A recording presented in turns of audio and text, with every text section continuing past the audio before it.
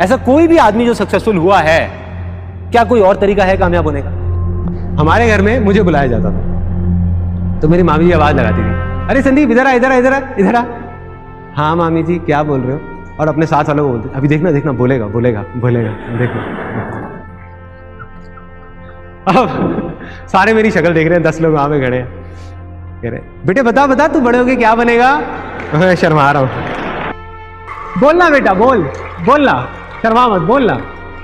टाटा बिरला बोला और भाग गया। फिर मेरे को बुलाती थी मामी जी और वो लोग जो भी होते थे, बुलाते थे और आके मेरे को प्यार करते थे, आए आए कितना प्यारा बच्चा है, हाँ बेटा बनियो, तू जरूर बनियो टाटा बिरला। अभी बड़ा होगा ना सब समझ आ जाएगा इसको, बच्चा है। देखो एक मिडिल क्लास बैकग्राउंड से अगर कोई बोल दे बच्चा टाटा बिरला बनूंगा तो क्या होगा? मजाक ही उड़ेगा ना, क्योंकि हम उन चीजों को एक्सेप्ट नहीं कर सकते।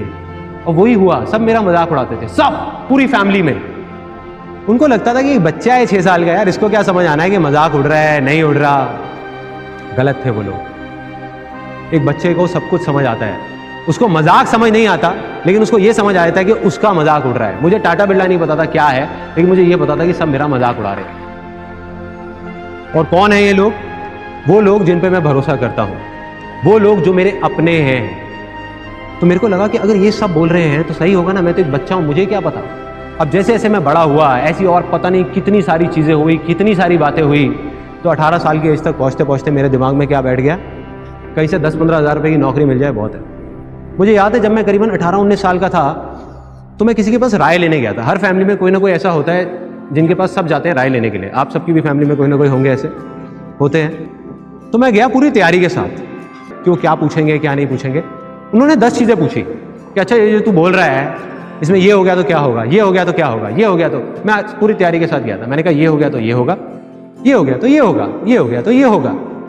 जब उनके सारे सवालों के मैंने जवाब दे दिए तो उन्होंने कहा बेटे ये ना बड़ा इम्प्रैक्टिकल सी चीज़ है जो तू बोल रहा है, ये ना हो नहीं सकता।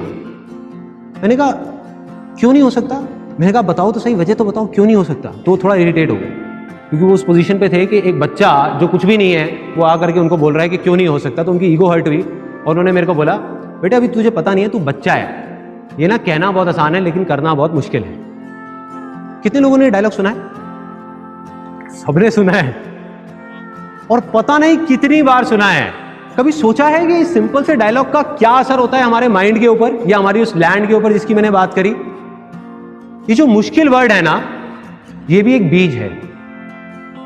जैसे एक सक्सेस के बीज की मैंने बात करी थी, एक फेलियर का बीज है। क्योंकि किसी भी चीज में आज आप बोलते रहो कि ये मुश्किल है मुश्किल है मुश्किल है, कुछ टाइम बाद आप क्या बोलने लग जाओगे?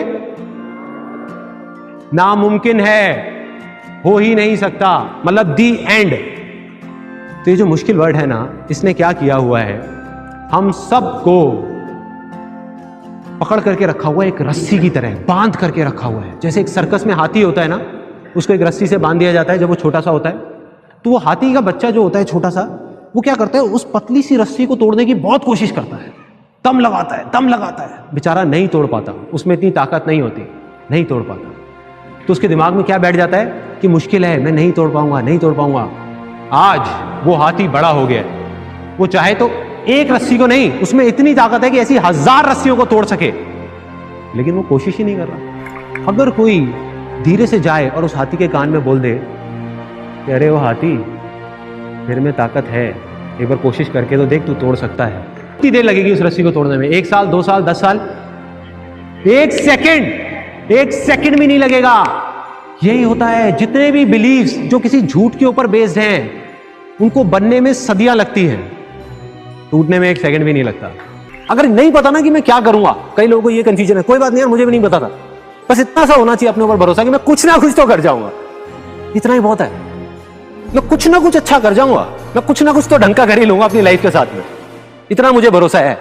चाहे कितनी भी मुश्किलें आ जाए, कितनी भी प्रॉब्लम्स आ जाए, दुनिया मुझे कुछ भी बोलती रहे, ये संदीप महेश्वरी कुछ भी बोलता रहे, कोई भी कुछ भी बोलता रहे, कोई फर्क नहीं पड़ता, मैं कुछ ना कुछ कर जाऊं, बहुत कर जाऊं, कोई नहीं रोक पाएगा, खुद भी नहीं रोक पाओगे अपने आप को यार, दिमाग भी नहीं रोक पाएगा। इसको बोलते हैं मोमेंटम। तो right now I am in that momentum stage. चाहे मैं हूं, चाहे कोई भी है, चाहे वो कोई क्रिकेटर है, चाहे कोई बिजनेसमैन है, चाहे कोई सिंगर है, चाहे कोई म्यूजिशियन है, एक बार मोमेंटम बन जाए, for example A R Rahman में और आप में क्या फर्क है? उसकी स्पीड 200 की चल रही है, मुश्किलें उसके भी सामने आती हैं, आपके सामने पत्थर आते हैं, उसके सामने तो दीवारें खड़ी हुई हैं, वो लेकिन तोड़ता हुआ निकल जाता है। मेरे सामने भी आती है, मैं तोड़ता हुआ निकल जाता हूं, राइट। पर जो शुरुआत है वो करनी है, वो एक बार शुरुआत हो जाए ना, और शुरुआत में जैसे ही आपका दिमाग बार बार आकर के वो पत्थर सामने रखेगा, तब आकर के बड़े शांति से आपने अपने दिल की सुननी है, दिल से आगे निकलना है, दिल से आगे निकलना। ऐसा कोई भी आदमी जो सक्सेसफुल हुआ है, क्या कोई और तरीका है कामयाब होने का? बिना अपने पे भरोसे के, बिना विश्वास के क्या कोई कामयाब हो सकता है क्या? नहीं हो सकता। क्या सचिन तेंदुलकर से ज्यादा टैलेंटेड लोग नहीं है क्या इंडिया में? नहीं है। उससे ज्यादा प्रैक्टिस करने वाले लोग नहीं है, उससे बेटर टेक्निक वाले लोग नहीं है। क्या फर्क है उसमें और बाकी सब में? वो मानता था कि मैं कर जाऊंगा। जहां दूसरी तरफ कोई बंदा अपने आप को देख करके बोलेगा, उसकी हाइट है 5'8" और देख करके बोलेगा यार मेरी हाइट 5'8" है और क्रिस गेल की सपोज 6.5 फीट है, तो इसलिए मैं ऐसा छक्का नहीं मार सकता। तेंदुलकर कहेगा मेरी हाइट कम है इसलिए मैं मार सकता हूं, राइट।